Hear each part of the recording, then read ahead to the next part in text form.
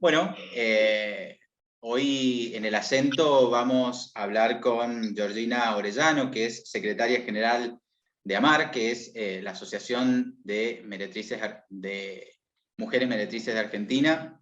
Y vamos a hablar de todo un poco, pero ¿cómo estás? En primer lugar, buenas tardes. Y comentame un poco cómo fueron tus comienzos. Bueno, muy buenas tardes. Estamos acá en la Casa Roja, que es el centro de asistencia integral que tenemos desde AMAR, el Sindicato de Trabajadoras Sexuales, en el barrio de Constitución, una de las zonas que está atravesada por muchas problemáticas en torno al no acceso a la vivienda y también hacia las constantes intervenciones que hace la policía, deteniendo de manera arbitraria a quienes ejercen trabajo sexual en el espacio público. Yo soy trabajadora sexual del espacio público hace muchos años, empecé a dedicarme al trabajo sexual a los 19 años, hoy tengo 35.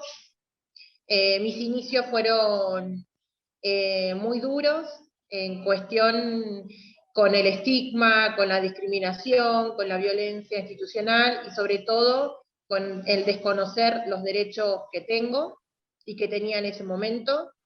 He tenido que pagar coimas policiales para que me dejen trabajar de manera tranquila, he ido detenida aún no sabiendo el motivo, ni tampoco a qué se debía esa intervención por parte de las fuerzas de seguridad. Así que fueron años muy complejos, viví mi actividad con mucha vergüenza y también con mucha culpa. Eso hizo que casi la mitad de los años que llevo ejerciendo el trabajo sexual, que son 16, lo haya mantenido de manera oculta el trabajo al que me dedico. Te consulto, y es necesario hacer una aclaración. En estos tiempos que corren han habido algunos avances en cuanto a la sociedad, si se quiere, ¿no? Y me parece importante que resaltemos y que hagamos esta diferencia entre la palabra prostitución y hoy el trabajo sexual o las trabajadoras sexuales. Es importante que hagamos, ¿no?, esta diferenciación. Sí, nosotras creemos que la palabra prostitución es una palabra que tiene mucha connotación negativa, tiene una carga negativa, la palabra en sí, tiene una carga peyorativa, genera mucho estigma para muchas compañeras que se nombra el trabajo que realizan como prostitución. Bueno, vamos a hablar y esta pandemia, por supuesto, ha sido tremenda para toda la sociedad, para el mundo en general, pero quiero hablar cómo han sido estos años de pandemia y ustedes cómo han trabajado en cuanto a la situación habitacional, que si ustedes no trabajan, no pueden tal vez pagar sus casas, sus viviendas, o el lugar donde estén alojadas, ¿no? Imagino que debe haber sido bastante complejo. Sí, a ver, la pandemia para nosotros ha dejado en evidencia nuestra precarización laboral, dejó en evidencia también las condiciones en las que vivimos, que son condiciones precarias, condiciones insalubres, de manera hacinada, y mucho de ese no acceso a la vivienda tiene que ver particularmente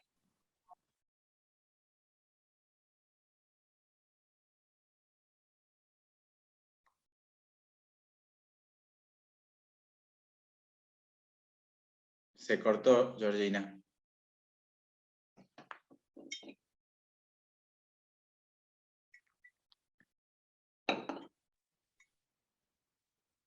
Ahí, volvimos.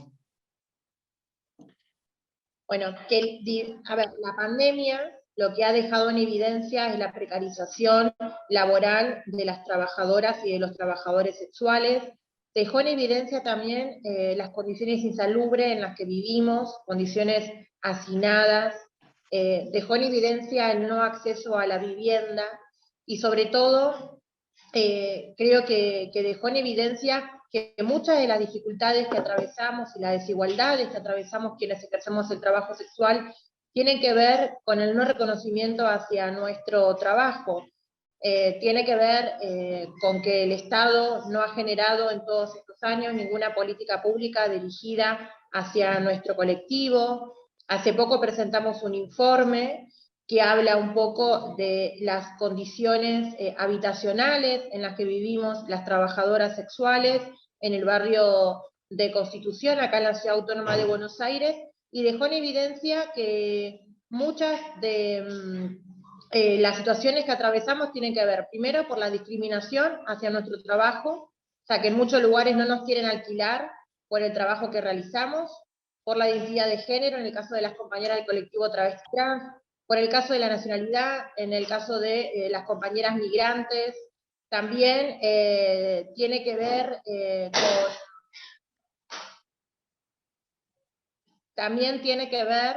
con las situaciones de no poder tener un recibo de sueldo, no tener una garantía, que hacen que nuestros alquileres sean a través de arreglos económicos de palabra, y donde pagamos el doble muchas veces, ¿no? Por estas acumulaciones de desigualdades y de violencia por el no reconocimiento de nuestra actividad como trabajo. ¿Y cómo ha sido también respecto a esto, digo, durante la pandemia, donde cuando debíamos estar encerrados en nuestras casas, ¿cómo fue esto respecto a las instituciones, la policía si se quiere, o las distintas instituciones que estaban encargadas de controlar de que nadie estuviera en las calles? ¿Cómo fue esto y cómo se llevó adelante?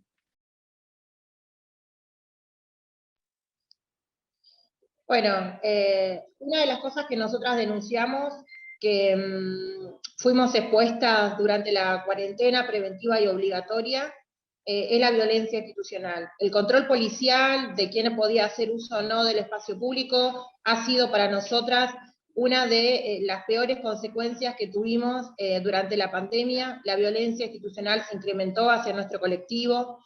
En parte, muchos de los operativos e intervenciones que ha realizado la Fuerza de Seguridad ha tenido que ver con denuncias directamente de los vecinos y de las vecinas, que vieron, ¿no? Como un sujeto criminal a quienes nos dedicamos al trabajo sexual, y tiene que ver, digamos, esta construcción del sujeto criminal también tiene que ver, ¿no?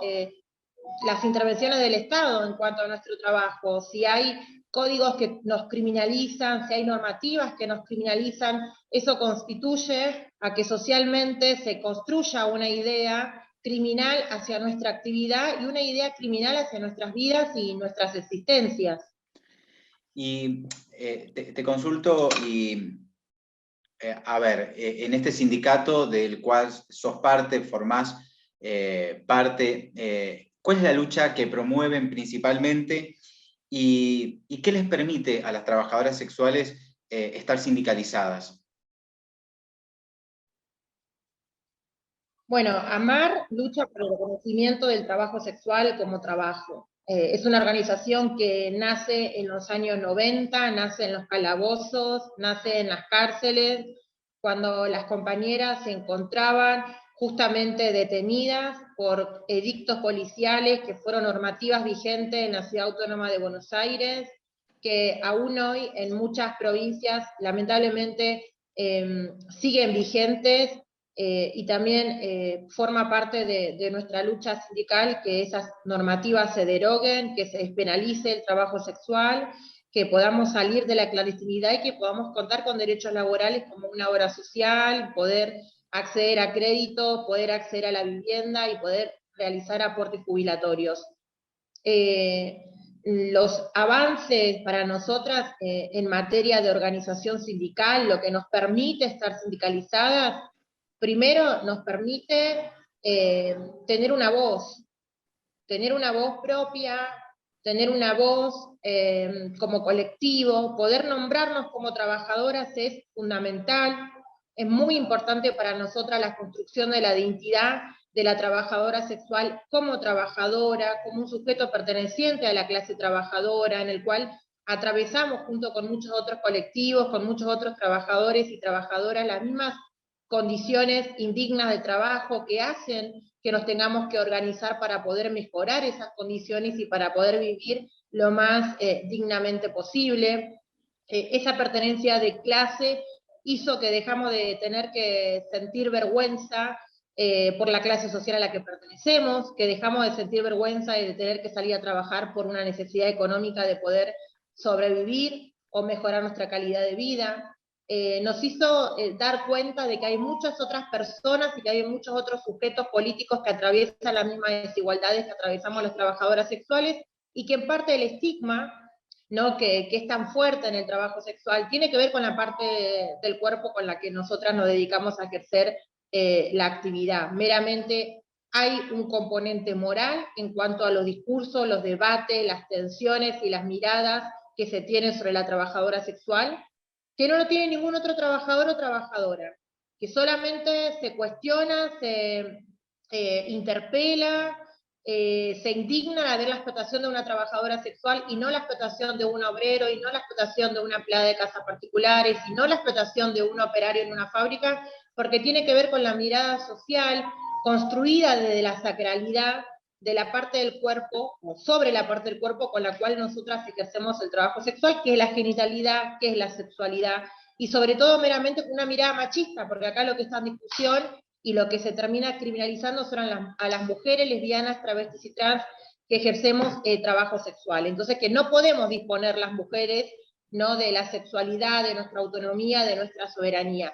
Todo eso que hoy lo podemos decir, que lo podemos contar y lo podemos enunciar, en parte tiene que ver por estar organizadas. Poder nombrarte como trabajadora sexual, poder hacerte visible, poder saber los derechos que tenés, tiene que ver por estar sindicalizadas. Eso es lo que te da el sindicato, te da identidad propia, te da voz, te da organización, te da pertenencia de clase y te quita la vergüenza.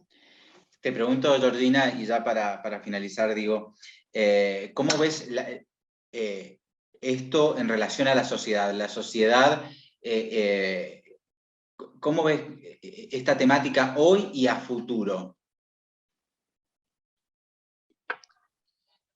Creo que las sociedades van avanzando, hay avances en hablar y habilitar ciertos temas y debates que en años anteriores, en décadas anteriores, eran impensadas. En Argentina venimos de debatir y de aprobar en el Congreso Nacional la interrupción voluntaria del embarazo. Hace décadas eso en los espacios feministas era impensado, poder lograr que un Estado garantice abortos legales, seguros y gratuitos, que esto sea una política de Estado y que sea también no un compromiso social. Ese debate salió no solamente del closet social, sino que llegó al Congreso e hizo que muchos sujetos políticos se tengan que comprometer y se tengan que enunciar en cuanto a su posición política sobre, en este caso, sobre el debate del aborto, ¿no?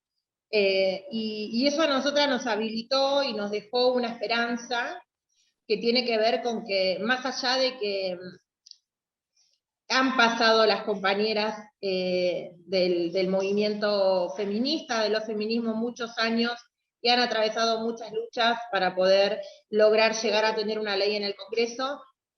Nosotras venimos hace 2 décadas y media también luchando por el reconocimiento del trabajo sexual, y vemos con una esperanza que es posible debatir, que es posible sacar del closet social temas que a una clase política incomoda, pero que socialmente es necesario y a veces también se torna urgente, ¿no?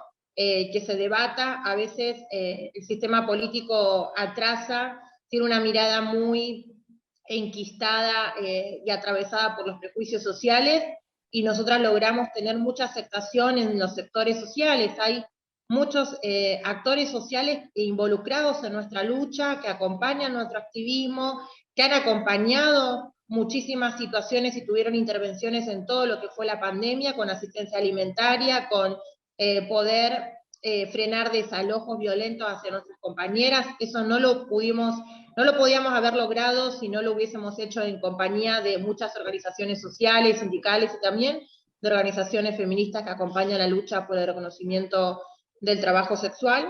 Y en Argentina se habla de trabajo sexual y se habla de amar, y es un debate que, aunque tensiona los feminismos, es un debate que se da, a veces de manera muy violenta, no es la deseable, pero me parece que hay que romper esas estructuras para poder llegar al Congreso Nacional. Eso es lo que quisiéramos el año próximo, poder presentar un proyecto de ley que reconozca el trabajo sexual como trabajo, que lo despenalice, y que sea esa la herramienta para que se pueda debatir, escuchando a todas las voces, pero lo más importante es que se escuchen las voces nuestras, ¿no? Que fuimos las históricamente acalladas. Y te hago una consulta. Esto sucede en Argentina, pero no sé si tenés idea de lo que pasa en el resto de Latinoamérica. ¿Pasa lo mismo que en Argentina? ¿Se están visibilizando o no es así? No, hay muchos colectivos de trabajadoras sexuales con las que nosotras compartimos tanto las mismas miradas, las mismas preocupaciones, atravesamos las mismas desigualdades, precariedades, y llevamos adelante las mismas estrategias.